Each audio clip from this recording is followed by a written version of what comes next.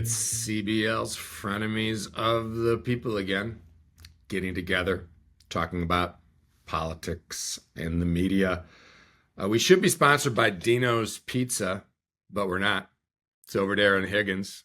Eleni, we're not sponsored by them. That's Should be. Eleni. She eats at Dino's. That's Patrick. He should. So let's get to it. Before we start to talk about the latest news and views, I wanted to open up with the fact that our little itty bitty show, with its small core group of followers, out of that small core group, and maybe their cousins, there are some Eleni fans, and I've been informed that some of them thought I was a little too hard on Eleni's hat last week from Wally's. Maybe because Eleni put them up to it. I don't know. So I've taken a page from, the first draft that some of the politicians we know, and maybe even some clients over the years, have given us of an apology to address this. And this would be, their first draft. So I was advised by my team that Eleni took offense over recent comments related to her Wally's hat. Mistakes were made in the course of a conversation, and unforeseen circumstances occurred. Words that were taken out of context were articulated, and if anyone was offended, that is regrettable. Thoughts and prayers to all who were upset. This is a learning opportunity, and we are focusing on moving forward. So I'm really glad. Wally's and I are really glad to hear that, Dennis. And because of this, you now will not be canceled. So yeah, we were right just here. starting a cancellation campaign for you, but Right. you're back in good graces. It's from the heart. From the heart. That apology is available as a template for any CBL client for the low price of $9.99. If you find yourself stepping in a staff meeting, reach out to Dennis, follow us in the links below, and you too can get that heartfelt, totally unique, never before spoken apology. That's probably, and it could be fill in the blanks, right? So that's not a bad revenue idea. Patrick, you might get the employee of the month parking space if you ever came to the office. Oh, shots fired. Speaking of shots being fired, the governor of the great state of Illinois and one of our former mayors of the great city of Chicago have been kind of tweaking each other. Dare I say, maybe even taking some shots at each other. So it started with Governor Pritzker, who, as we've discussed here before, is openly considering his political options, including running for president and maybe running for re-election as governor first before he runs for president. And this would be his third term. And so there was some recent reporting by our friend Dave McKinney at Chicago Public Media, where David Axelrod pointed out that, third terms can be tough for governors. They run into some difficulties, tough decisions, things go wrong. And so when Governor Pritzker sat with Casey Hunt of CNN in a otherwise pretty positive interview, she posed that observation from Mr. Axelrod to the governor, and the governor said, David's a friend, but if I don't run, his friend Rahm Emanuel will run for governor, and he probably won't if I run. That then resulted in a response from Rambo, which was a little bit more subtle than he normally is. He said that he's in training for a White House bid. So there's some 3-level chess going on. If you're going to run for governor, then maybe I'll run for president. So it's all great fodder for the frenemies. So what do you think about that, Patrick? My favorite back and forth was pick a lane. It's like getting in the swimming pool. Pick a lane. You gotta make a choice, and we've talked about that in the context of whether he should seek reelection or not. And the other part I found I believe it was in the CNN interview, he pivoted and said Jay Inslee had a great third term, and as we all know, Jay Inslee is a household name in homes across America, and everyone talks about the wonderful things achieved in the state of Washington, home to Seattle, and everything's totally fine out there. Not a single problem to be seen. So, third terms are that's a long time to be in charge, and it's a long time, as you know, both of you from being in government. It's a long time for something bad to happen that had nothing to do with you, and you take all the blame for it. So, I mean, I think, it's not surprising, obviously, to see this back and forth beginning already. It, I think ultimately, though, what's interesting, and now we've seen it obviously with the Senate race, and then every congressional seat that's opened up so far, and like the domino effect. I think, as we saw after the last presidential election, that the Democratic Party needs to unite again. It is very fractured at this point in time. And I think right now is a pivotal moment where it's a good opportunity for them to come back together, but it also creates this platform where everybody wants to step up to the plate and everyone wants to be the next senator, president, governor, mayor of Chicago. They're at this pivotal moment right now. And so it'll just be interesting. We're going to see a lot of this jockeying happening every day, probably. So it'll be interesting at the end to see who makes it to the top of all of these races. Yes, the tensions are definitely high on the political side, and on the governing side, it's getting a little tense as well. There was news that, as I think we discussed this a little bit last week after I offended Eleni's hat, that the budget picture has gone in the wrong direction in Illinois in terms of revenue. So that's creating some stress and strain for everybody, along with the uncertainty of federal tax cut or federal budget cuts and federal tax cuts and tariffs. And meanwhile, it appears that to me, it just looks like one little symptom of the vibe in Springfield down there is that Representative Fred Crespo, who I believe chaired, was it one of the appropriations committees, Eleni, started to work on his own budget. He's always been a little bit independent, and that didn't go over well with the Illinois Speaker of the House, Chris Welch, who dumped Representative Crespo as chairman and replaced him with a more loyal member. So what do you think, Eleni? Is that a sign of tensions running high?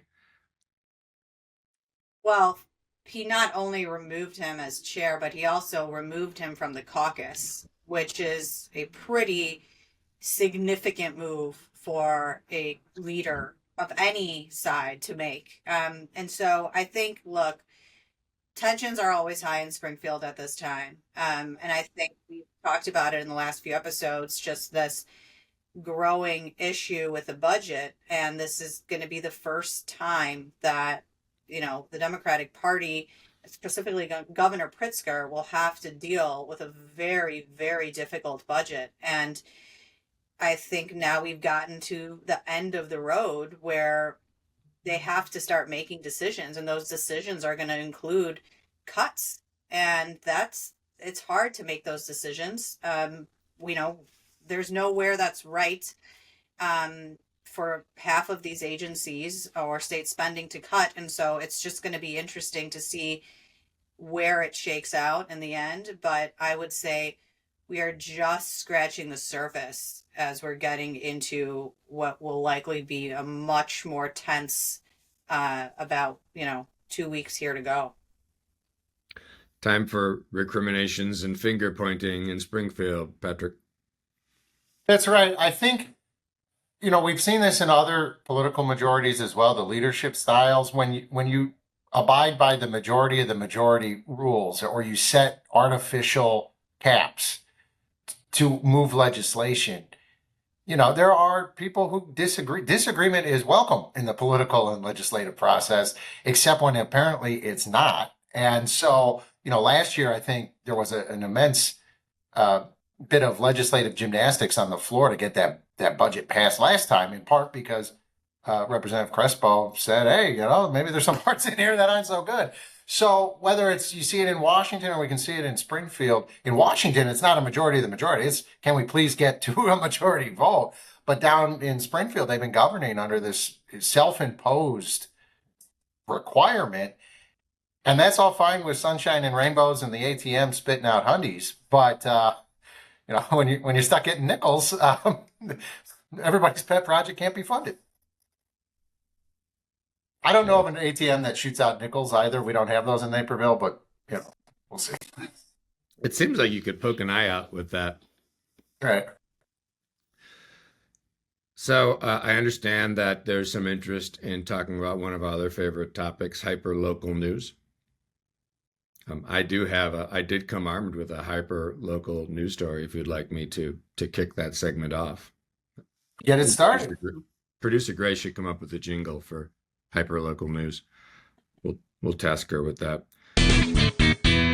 So in Block Club this week, and then this was also covered by some of the other, especially the morning Chicago news shows. There's a gentleman named Al Scorch who is doing bathroom reviews of Park District facilities around the city. So this could also fall in the category of sounds terrible. So he looked at the green tiles covering the walls by Gompers Park, the polished walls and terrazzo floors of Shabona Park, and the patterning on the windows near Kilbourne Park's urinals. So Al Scorch is reviewing the bathrooms, I guess, so you don't have to. And there was a story that I'm citing from Viva Bechke, but this guy Al has an Instagram feed that you can follow. You can get these bathroom reviews whenever you need them. Maybe if you feel an emergency coming on and you're by a field house, you can check it out. What are you all seeing? Well, I think Naperville has already inaugurated its new city council members. They go quick, but I know a lot of other villages and towns are implementing new leadership at the city councils or village boards of trustees, etc. But in a story that was just shocking, the new mayor of Lisle implemented some staffing changes, brought in a new village manager. The old village manager is staying, but it's a shakeup that rarely do you see in local government occurring as a result of just an electoral change. But regardless of the inner politics of Lisle, I think you will see it's a new era for a lot of towns, new people coming in, and there will be changes locally. And that there's nothing more hyper local than your local government. Yeah, I mean, I'll top both of these. We up here in the Northwest side are going to be very blessed soon because we are getting a Trader Joe's that is going to be opening up very close to CVS, which was the old Golden Flame where I was baptized. That was where the reception was. And the sign is still there in case anybody wants to drive by at Nagel and Higgins and Foster intersection. Yeah. But we are going to be getting a Trader Joe's to the area, and that is just big news for anybody in the 45th and 41st ward. So we're really excited about that, and I just put in a plug there for our Trader Joe's that's going to be opening soon. Those shoppers may be haunted, however, by the ghosts of weddings at the Golden Flame. Well, now we're all us Northwest Siders here are excited that we don't have to go to Park Ridge to use their Trader Joe's. We're now going to have our own. So take that, Park Ridge. Do you need any Hawaiian shirts I could give a Hawaiian shirt to you and Brian for your inaugural trip if needed. Absolutely. We would love those. Thank you, Patrick. I'm sure you guys have them in full stock at every store in Naperville. They should just sell them at Trader Joe's, apparently. All right. Well, that all of that is a great segue to our favorite segment. Sounds terrible. Can't wait. So I'll kick this off again so we can just build up the anticipation. So other than the guy that reviews the bathrooms, which also sounds terrible, but maybe it's a useful public service. I have two things that I am looking forward to being terrible. Number one, lows in the 40s. What's up with that? I mean, I know we live in Chicago and it's Chicago weather, but Chicago weather, you can do better. Lows in the 40s, it's coming up on Memorial Day. What is going on? And when it does finally get to be normal summery temperatures, at my house, I'm really looking forward to the terribleness of yacht rock somehow being played again. I don't know why. I don't care about pina coladas, and but I'm going to hear that song and lots of other yacht rock hits, and I don't know if there's anything I can do about it other than to know that I saw it coming. What do you got, Skarr? You covered it, but I saw it the other day. Road construction season is beginning all over, and just trying to get around for the simple things like running to Trader Joe's will suddenly take 25 minutes. And it's just one of those things where you're like, why can't they ever just be done fixing the roads? But, it needs to be done, but it sure is frustrating. Patrick, I just assume that people have drivers in Naperville that drive you guys to where you. Yes, we do have Teslas. We are. I also in the full. have somebody getting your groceries for you, so you don't need to go get them. Okay, sounds terrible. Can't wait. We talked about Fred Crespo earlier, and today is his birthday, and I have to say that sounds pretty terrible. He's homeless. He's Birthday, caucusless. He has no gavel, and he has a birthday, but it beats the alternative. Correct. Maybe. I mean, that was like out of it was like a cross between House of Cards and Casino. Like, on 6 hours notice, you're gone. Where's Representative Crespo? He doesn't exist. Never heard of him. Doesn't have an office. He wasn't elected. The person is gone. Send the intern out to start my car.